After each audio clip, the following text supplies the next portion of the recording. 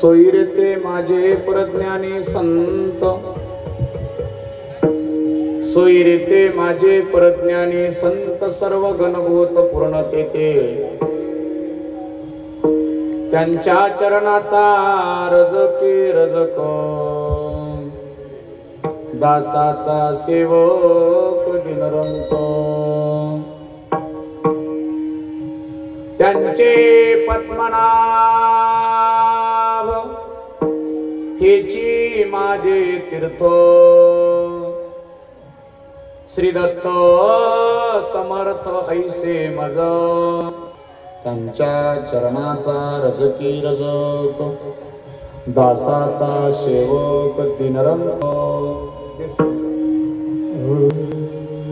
प्रसाद म्हणे तया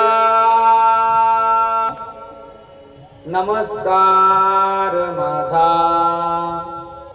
भाव नाही तुझा सत्य सत्य, त्यांच्या चरणाचा रजकी रजक, दासाचा सेवक दिनरंक. एवढा बेस कमी तिको नॉर्मल. अत्रिनंदन दत्तराज बर्वा तारी जीवा भवदुस्तरी, भक्ताचा प्रतिपाळ करी सदानंत विघ्न हरी, होता दर्शने तापदोष हरते, संबोधी गे वर्षुने, करुणा मी तुझ भाकितो अवधूता ये आता धावुनी. नमो अत्रि सुता, नमो जी दयाळा, नमो विश्वरूपा, नमो जी कृपाळा, रिद्धी सिद्धी दाता करी पूर्ण आशा, नमस्कार दिगंबर दत्तधीशा, नमन माझे दत्तात्रया.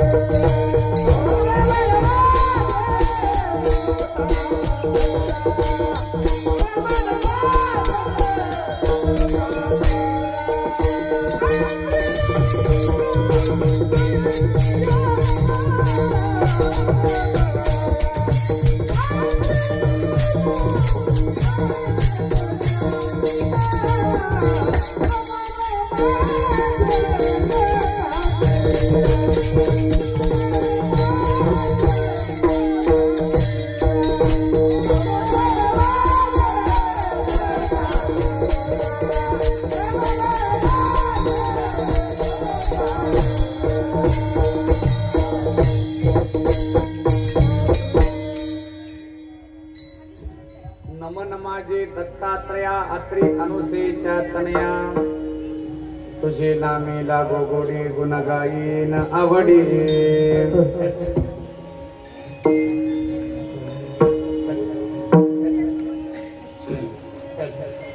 अखंड मंडलाकारं येन व्याप्तं चराचरं तत्पदं दर्शितं येनं तस्मै श्री गुरुवे नमामि।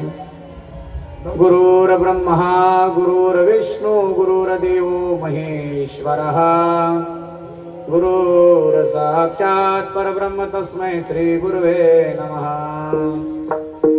ब्रह्मानन्दं परमसुखदं केवलज्ञानमूर्तिं द्वन्द्वातीतं गगनसदृशं तत्त्वं मस्यादिलक्षणम् एकं नित्यं विमलमचलं सर्वदि साक्षिभूतं भावातीतं त्रिगुणरहितं सद्गुरुं तं नमामि। तपोज्ञानवैराग्यभक्ति स्वरूपं सदालंकृत साधु संन्यासयोगं मुखे यस्य परशास्त्र परज्ञाननितिं नमो बाळगुरुं ब्रह्मस्वरूपं शहादत्ताचा अवतार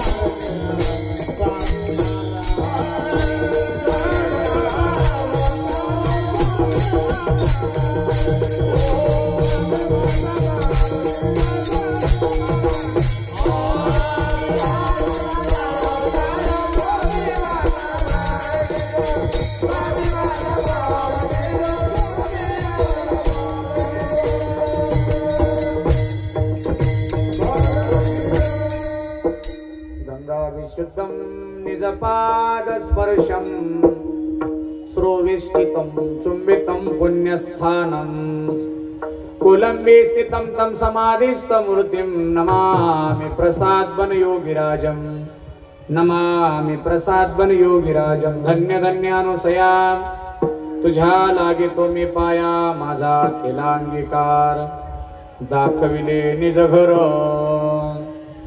महिम्न पारन्ते परम विदुषो यज्ञ सदृशी स्तुतिर्ब्रह्मादीनामपि तद्वसन्नास्त्वयि गिरः अथा वाच्य सर्वस्वमति परिणामावधि गृणन् ममापेक्ष स्तोत्रे हर निरपवाद परिकरः योऽन्तः प्रविश्य मम वाचमिमां प्रसुप्तां सञ्जीवयत्यखिल शक्तिधर स्वधाम्नाम् अन्याञ्चास्तचरणश्रवणत्वगादीन् प्राणान् नमो भगवते पुरुषाय तुभ्यं।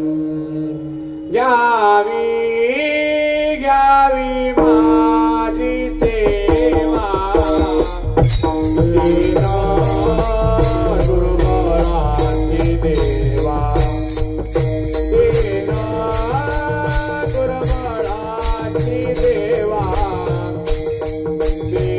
गुरुबळाची देवा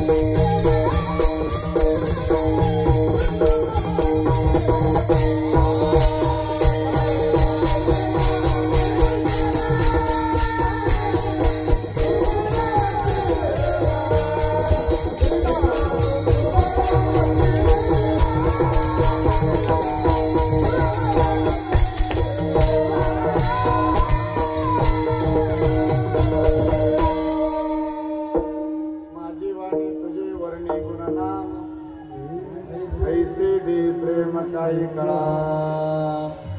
सोयरे ते माझे परज्ञानी संत सर्वगण गोत पूर्ण तेथे. सोयरे ते माझे परज्ञानी संत सर्वगण गोत पूर्ण तेथे. जयांचे केली या स्मरण होय सकळ विद्येचे अधिकरण. तेचे वंदू श्री चरण श्री गुरूंचे ते नमस्कारुनी आता. श्री गुरुचे पाय हृदय घेऊ सोने ठाय.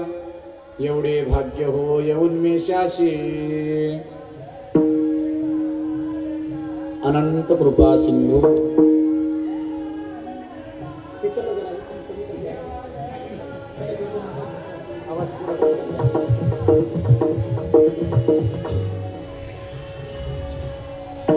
अनंत कृपा सिंधू अनंत कोटी भगवान परमात्मा निरालंब रहिवासी अनुसयेचा तनय अकरम करुणा वरुणालय भक्त वांछा कल्पतरू योगी यांची माऊली भक्तांचा पाठीराखा साधकांचे मैबाप चिंतकाचा चिंतामणी सज्जनवन चंदन भगवान दत्त प्रभूच्या चरणारविंदी समर्पित करण्याकरता निवडलेला घेतलेला गायलेला अभंग परम पूज्य प्रातस्मरणीय गुरुनाम गुरु मोक्षपद वासी सद्गुरु श्री डॉक्टर प्रसादपंत महाराजांचा उत्कृष्ट असा गुरुपाठ प्रकरणातील संतांचं महात्म्य अनन्यतन पटवून देणारा आणि अशा संतांच्या चरणी मी जन्मोजन्मी नमस्कार करतो हा भाव व्यक्त करणारा अभंग सेवेकरता निवडलेला आहे. दत्ता प्रभू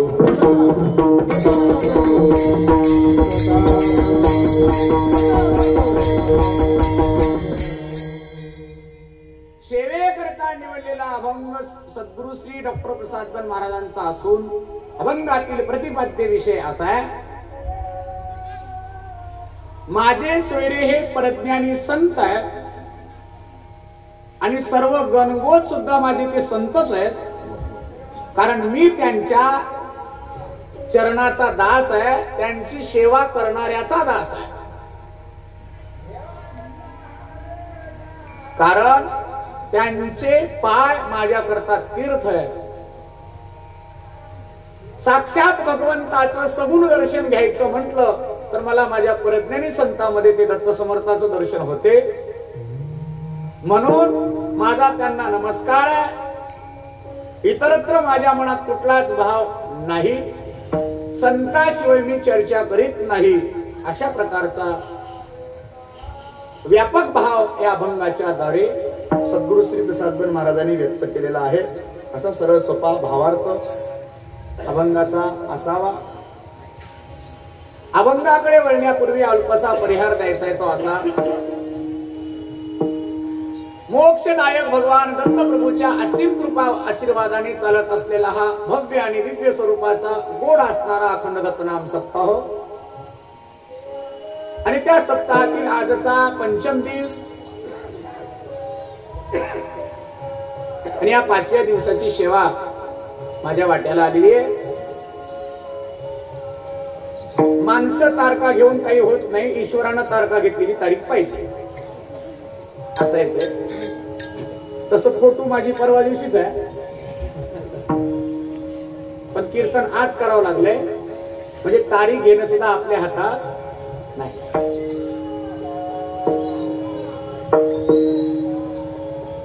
सज्जन आहो माय बापा हो. रोही पिंपळगाव म्हटलं की आमच्याकरता जरा संबंधाचं गाव वाटतं. त्याला कारण आहे. कारण बाळगीर महाराजांच्या जीवन चरित्रामध्ये बाळगीर महाराजांच्या काव्यसंग्रहामध्ये रोही पिंपळगावाचं नाव येतं. त्यामुळं आम्हाला रोही पिंपळगाव आवडतं. घनिष्ठ संबंध आहे. काय प्रेम आहे माहिती नाही पण रोही पिंपळगाववाले कोणालाही सोडतील पण आम्हाला सोडत नाहीत. त्याचं कौतुक आहे. सज्जन आहो मायबाप आहो असं असणारं हे क्षेत्र सर्व धर्म समभाव या अनुसरणावर चालणारं हे गाव प्रत्यक्ष शिवभोळा चक्रवर्ती विराजमान आहेत. त्यांच्या प्रांगणामध्ये हे कीर्तन सोहळा चालू आहे. 128 मंडळींचा पारा चालू आहे. वास्तविक आपण करता त्या सेवेपेक्षा ते उच्च पार आहे. त्याची व्हॅल्यू इतर कोणी सेवेला नाही. तोही पारा चालू आहे, ज्ञानदान चालू आहे, नाम चालू आहे आणि अन्नदान चालू आहे. तिन्ही गोष्टी उत्तम प्रकारे गुप्तपणे चालू आहेत. कोटी कोटी धन्यवाद देतो मी रोहित बगावाल्यांना. अशा प्रकारची सेवा जर त्या ठिकाणी तुम्ही केला, चालवलात, पुन्हा बाळगीर महाराजांचा अवतार होऊन तुमच्या गावात यायला वेळ लागणार नाही. दत्ता प्रभू.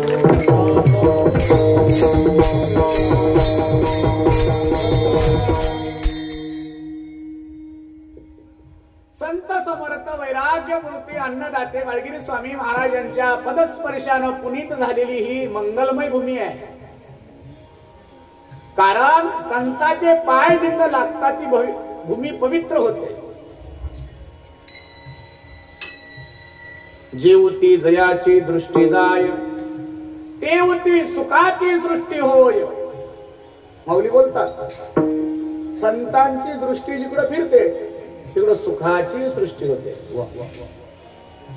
आणि ही सृष्टी तुमच्या आमच्या पुण्याईनं कमी फळत असेल, पण विशेष पुण्याई बाळगीर महाराजांची आहे म्हणून हे वैभव दिसतंय.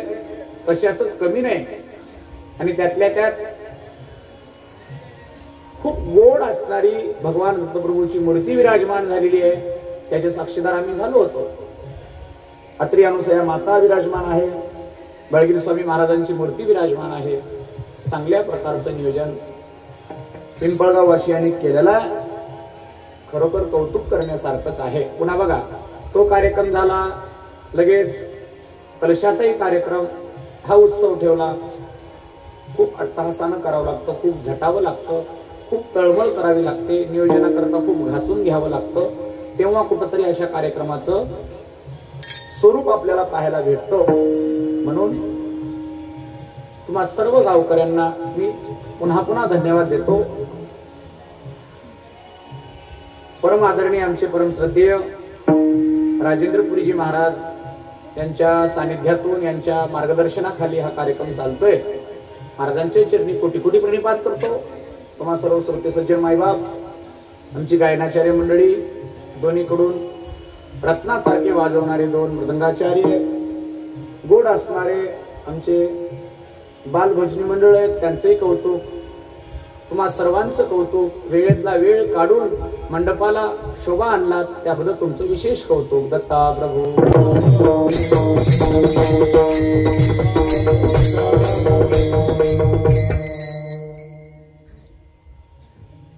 मनुष्य जीवन म्हटलं, आवाज रिटर्न मारून येतो, स्मूथ आवाज थोडा साधा. Hello hello.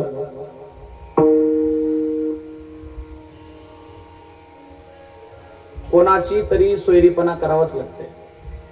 लग्न करणं म्हणजे काय करणं आहे? सोयरीपणा. आता तुम्ही मला उत्तर देत चला, सोयरी पण बरोबरीच्या संग होते का खाल्ल्या माणसासोबत होते? सर्व बाबतीनं बरोबरीचा पाहिजे. धनानं कमी असला तर चालते, पण मनानं सारखा पाहिजे. माझी जातीचे मज भेटू कोणी, जातीचा माणूस भेटला पाहिजे. कागदपत्रावर चालला ती तुम्ही बोलत नाही, ज्याच्याकरता आरक्षण चालले त्याकरता बोलत नाही.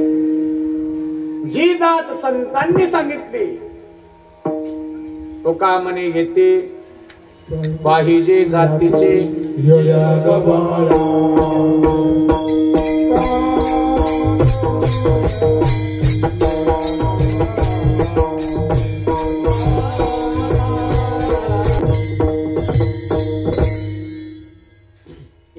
बाळाचे काम नाही. इथं येरांना बाजूला सारलं, जातवान माणसाला किंमत दिली. सज्जन आहो, मायबाप आहो, मनुष्य जीवनामध्ये निराधार जीवन जगता येत नाही, जगू शकत नाही. आता मला तुम्ही उत्तर द्या, असं कोण इथं बसलेलं की ज्याला कोणाशी सोयरी पण नाही? सांगा बरं, कोणीतरी आहे का? जन्म होण्याच्या आधी सोयरीपण चिटकतं, जन्म नंतर होतो आधी सोयरीपण चिटकतं. आई म्हणते मुलगा होणार आहे, लागलं संबंध सुरू झाला, बाप म्हणणार आहे मुलगा होणार आहे, भाऊ म्हणतो भाऊ होणार आहे, बहीण म्हणते भाऊ होणार आहे. संबंध आधी चिटकतो, जन्मानंतर होतो. निमताला नाळ तुटते हो, पण नाळ खरी तर तिथूनच तुटते. जन्म झाल्यावर नाळ तुटते की नाही? नाळ तोडतात ते. एवढं निमित्ताला तोडायचे, खरी नाळ तर तिथूनच तुटते. पण खरं सांगू महाराज,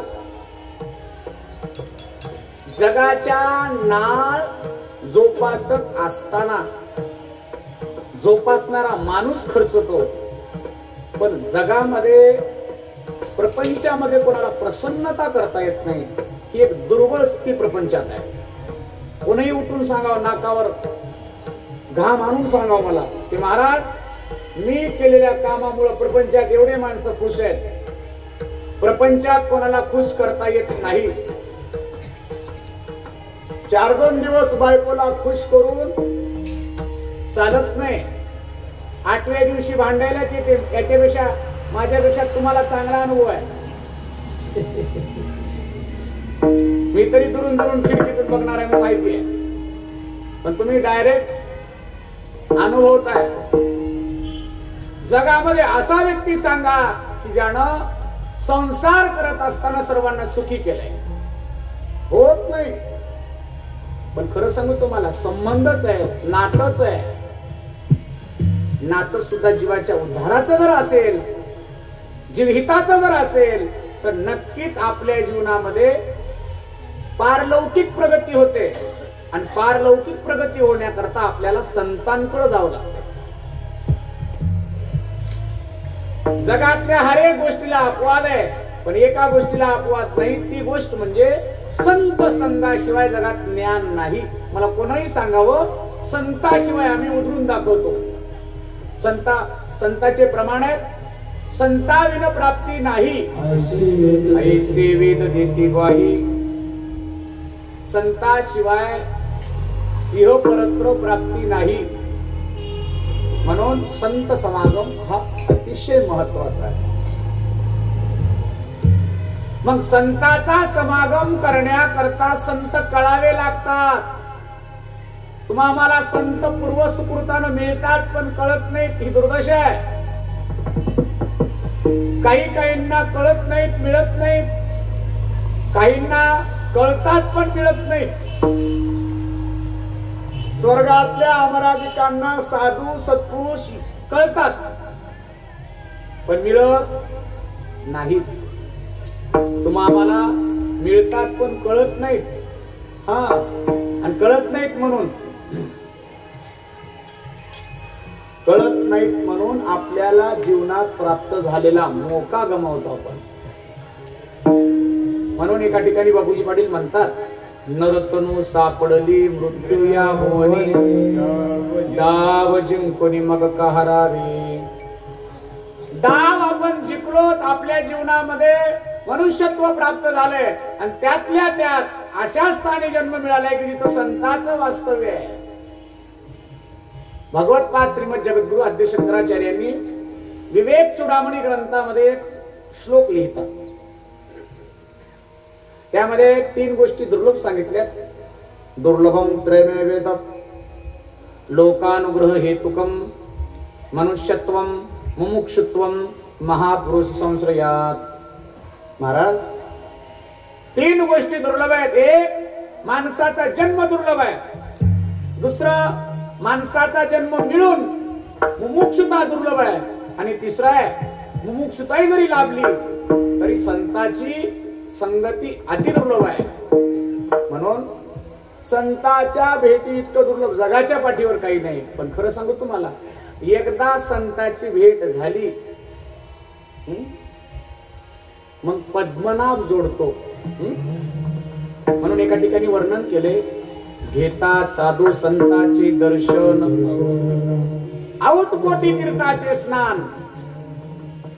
आउटकोटी 3.5 कोटी तीर्थाचं स्नान होतं एका संताच्या, सद्गुरूच्या, साधूच्या भेटीनं.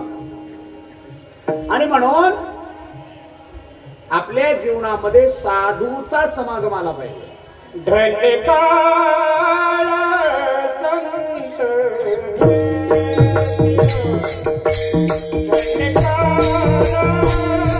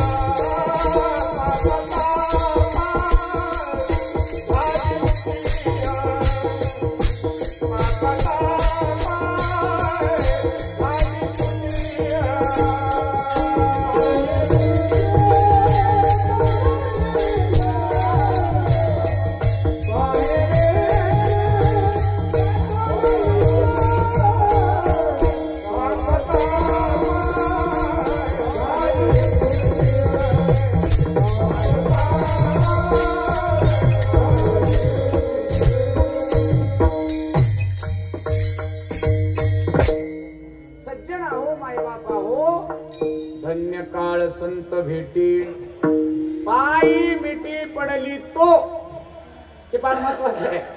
संताची भेट झाली पण पायी मिठी पडली तर भेटीचा फायदा आहे. मिठीच पडली नाही काय करता, पायावर गेलोच नाहीत आपण काय करता. कधी कधी संताच्या समोर आपल्याला एक व्यक्ती झुकू देत नाही, तो फार दांड व्यक्ती आहे. तो म्हणजे अहंकार. अहंकार गर्व कधी झुकू देत नाही. समोरच्या चुका काढण्यामध्ये माहीर असतात अहंकारी लोक. पण खरं सांगू तुम्हाला, दुसऱ्याच्या चुका काढण्यामध्ये जे लोक माहीर असतात ते परलोकाला कधी मुकातात ते सांगता येत नाही. मुक्तात. आणि खरं सांगू तुम्हाला, लोकांच्या चुका सांगण्याला फार लई मोठे पण म्हणत नाहीत. लोकांच्या चुका सांगणे सगळ्यात मोठी चूक आहे. हा, कारण आपण काय ब्रह्मवेत्ते नाही लोकांच्या चुका सांगत बसायचं. साधू संतांनी सांगावं, समाज ऐकत असतो.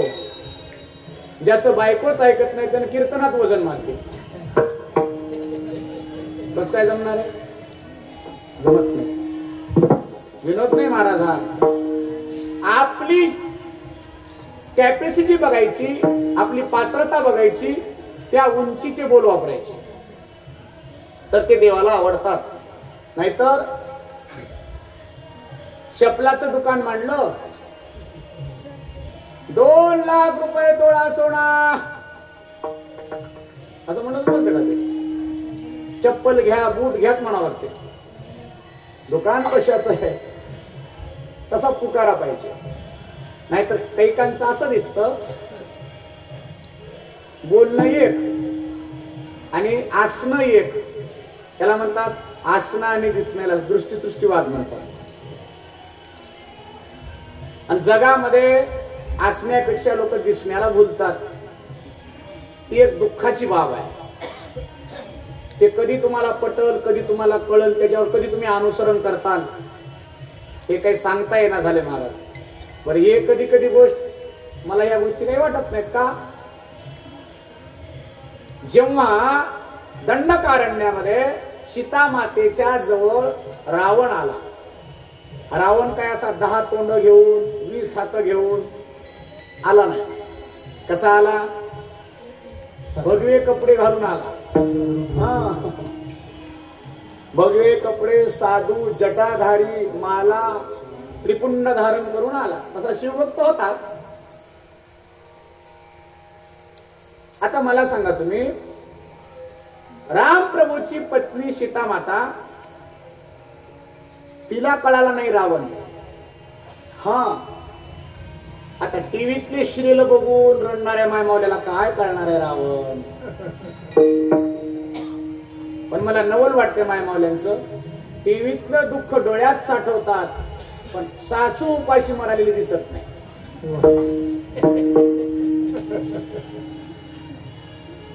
टीव्ही मध्ये एखाद्या सुनाला त्रास देते सासू, मलाही माहिती आहे कधी कधी. निवळ वरून पडलेला नाही मी. रडतात महाराज, अशा रडतात, इवळू इवळू रडतात.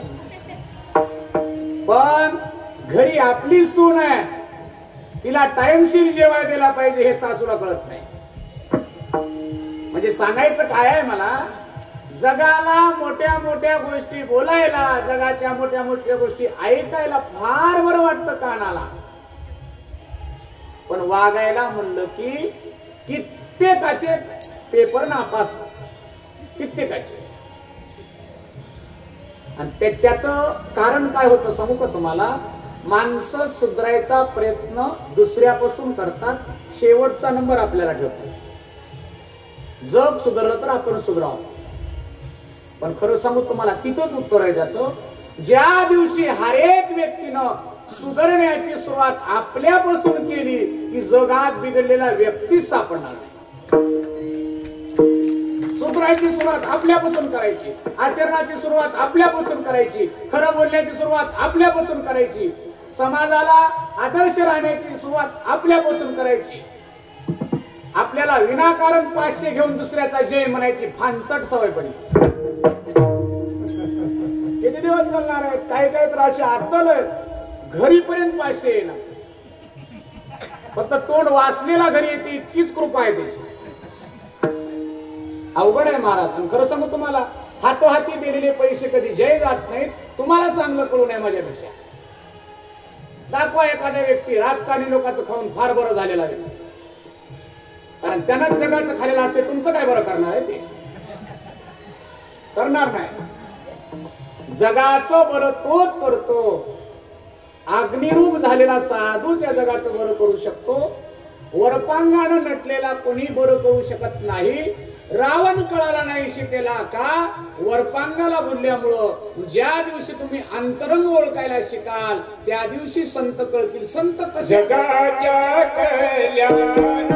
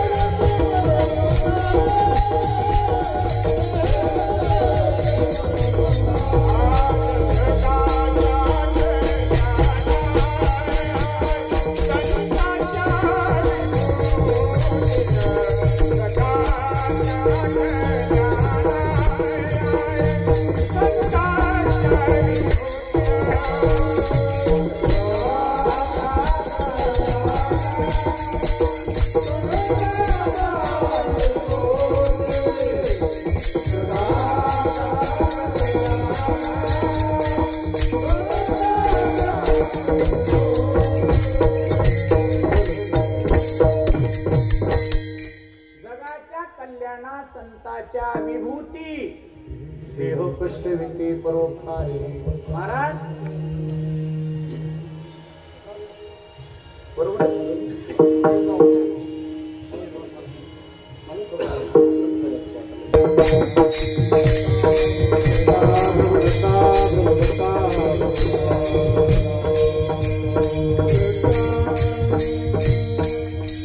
देह कष्ट विते परोपकारे. संत काय बघा, त्यांचा सगळ्यात मोठा महत्वाचा गुणधर्म म्हणजे जगाकरता कष्टतात. तुम्ही त्यांना किती मोठेपण देता हे त्यांना व्हॅल्यू नाही. तुम्ही त्यांना किती त्रास देता हे पाहिलं जातं. लोक आतापर्यंत साधू संतांना त्रास देत आलेत आणि संतांना मोठेपणापेक्षा त्रास आवडते. मनगोड त्रास आवडतेच महाराज. कारण समाजामध्ये वावरत असताना संत हे फार वेगळे दिसत नाहीत. शब्दा शब्दाला प्रमाण आहे. असे माणसं जुन्नी माणसं उभा राहिल्यावर पूर्ण कीर्तन प्रमाणात होते. प्रमाणात. पण कधी कधी प्रमाण देता देता देता देता प्रमाणाच्या बाहेर प्रमाण जावली एवढंच आहे. त्याला काही मर्यादा आहे. समुद्र नदी नोहे पैगा पाषाण म्हणू नये लिंगा. संत नव्हती जगा माणसाच्या सारखी. माणसाच्या सारखं दिसतात आणि त्यातल्या त्यात माणसापेक्षा हलके दिसतात. तुम्हाला प्रमाण देतो. ज्ञानेश्वरी मध्ये. संत कसे असतात? सत्वगुणाचं मंडन करत असताना माऊली बोलतात, चातुर्य लपवी महात्म्य हरवी विषेपणा मिरवी जगा माझी. महात्म्य हरवतात आणि जगाला काय दाखवतात? विषेपणा मिरवी. विषेपणा मिरवतात, जगाला वेड दिसतात. कारण जग अलीकडल्या काळात वेड्या माणसाला भुलत नाही, माणसं घोड्याला भुलतात. वेडे माणसं बाजूला राहून जातात, खरे संत बाजूला राहून जातात, खोट्याच्या पोस्टर लागतात. संत कधी लोकेशनामध्ये येत नाही. तेची संत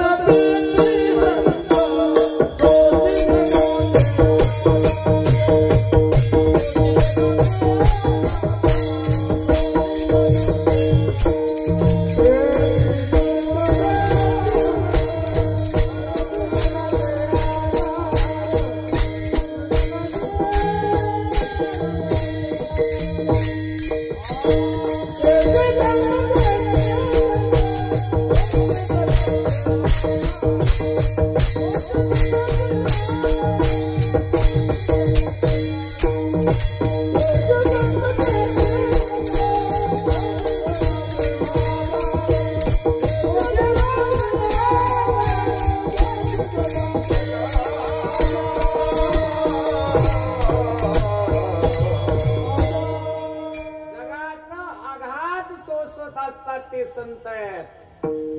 परोपकारासाठी देह कष्टविती.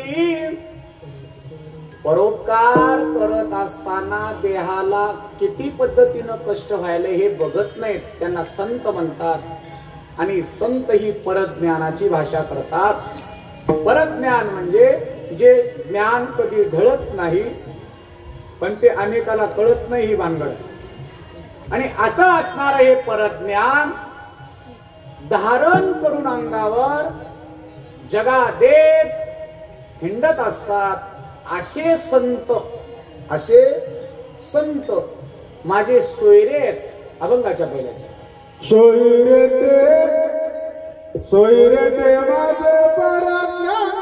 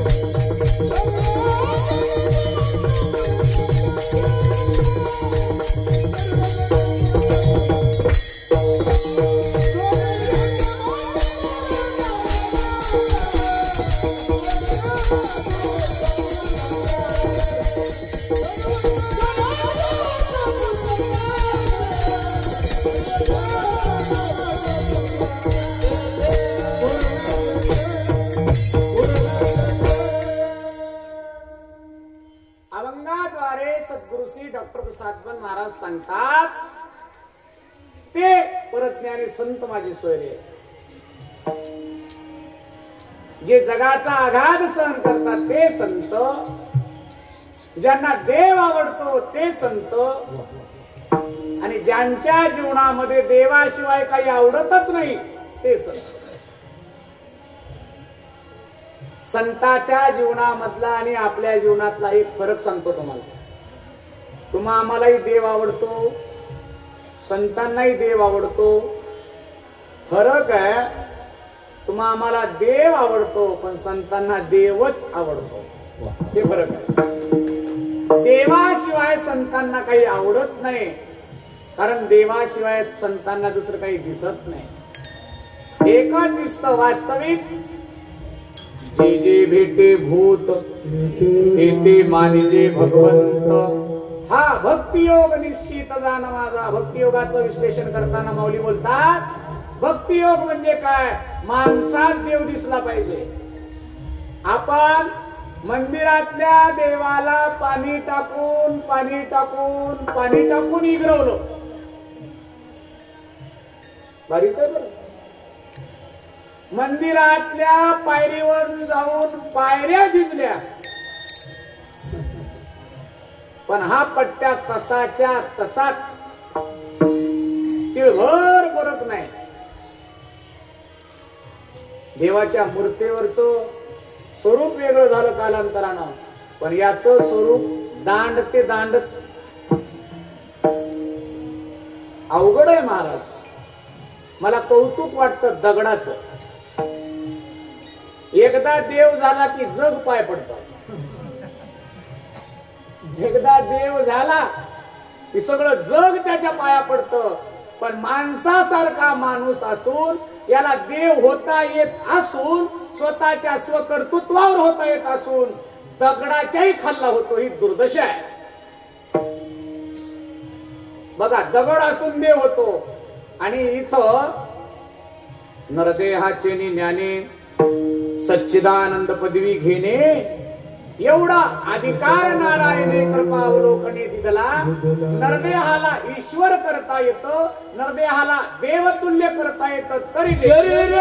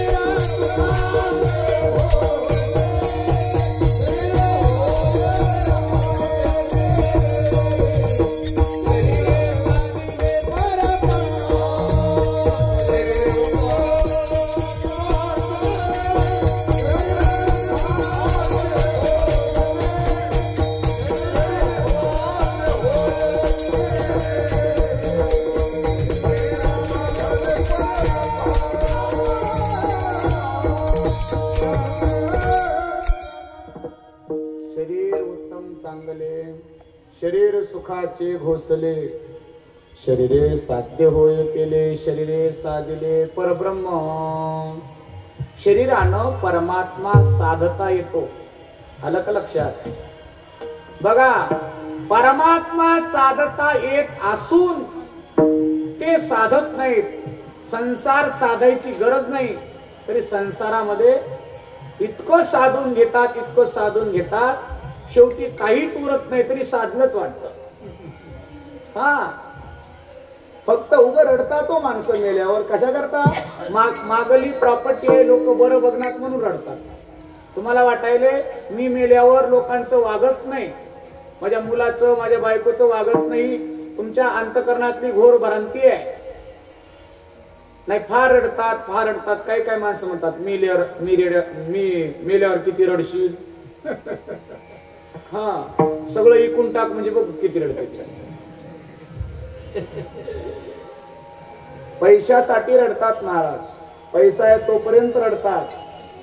जोवर चाले मोठा धंदा तोवर बहीण म्हणे दादा दादा. सक्का भाऊ जर गरीब दुबळा असेल तर लांबचा भाऊ आहे म्हणते. आणि चुलत मालक सावतर मावस भाऊ जर असेल बऱ्यापैकी चांगल्या घरचा असेल तर जवळचा आहे हो म्हणते, जवळचा. सब पैसे के भाई. पैसा भाई आहे, माणूस भाई नाही. हा, असं कशा करता सांगतोय? ईश्वराच्या प्राप्ती करता झटणं आपलं काम आहे, कर्तव्य आहे. आणि हे करण्याकरता संताची संगती पाहिजे. आणि संताची संगती कशा करता पाहिजे तर संत आपल्या जीवनामध्ये परज्ञानाचा पेरा पेरतात. आता मला परज्ञानावर बोलायचंय. महाराज म्हणतात संत आम्ही सोयरीपण म्हणून केलंय, पण ते संत परज्ञानी आहे. सोयरे ते माझे परज्ञानी संत. आणि हे परज्ञानी संत कोणते आहेत तर एक प्रमाण आहे. ऐसा जगी हो संत झाला, परिणाम ध्वज उभारिला. एक संत झाला जगामध्ये, त्या संताचं नाव आहे बाळगुरु. त्या बाळगुरु संतांनी काय केलं? जगाला परज्ञान सांगितलं, परज्ञानाची प्राप्ती करून दिली. संताचे उच्चिष्ट सावडून सारे माझी इच्छा पूर्ण करून घेतली. संत परज्ञानाचे सागर भरले, आनंद रत्न काढिले तयातुनी. आणि त्यातून निघालेलं रत्न म्हणजे आनंदाचे लेणे. आनंदाचे लेणे लिहून जगास